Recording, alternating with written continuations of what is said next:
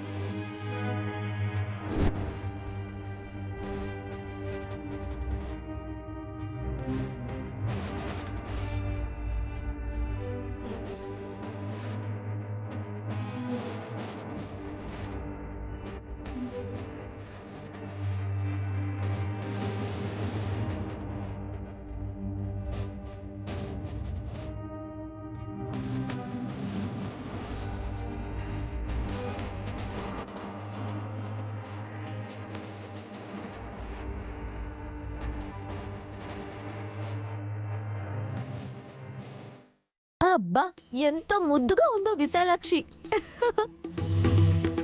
ముద్దు కాదే, ముందే ఉందో చూడు. అంత కళగా ఉంటే ఆ మొహాన్ని చూడకుండా ఇంకేం చూస్తావు పిన్ని? పెద్దమ్మా, నా చేతిలో ప్రసాదాన్ని చూడలేదా? చూశాను. ఏయ్, ప్రసాదాన్ని ఆస్వాదించడం అనేది తరువాయి. నువ్వేంటి ఇలా వచ్చావు? ఎలా అంటే ఎలా?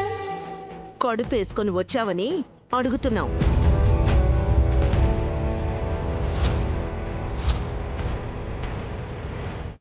మీ గడుపులో ఆకలిగా ఉంటుందని నాకు పెట్టిన నైవేద్యాన్ని మీకోసం తెచ్చాను.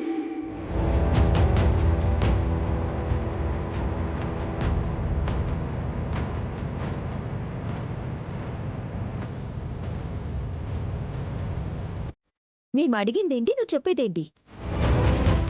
గర్భవతిలా వచ్చావెందుకు? పిల్లల కోసం. జీ5 యాప్ డౌన్లోడ్ చేసి అన్ని ఎపిసోడ్స్ పూర్తి ఉచితంగా చూడండి.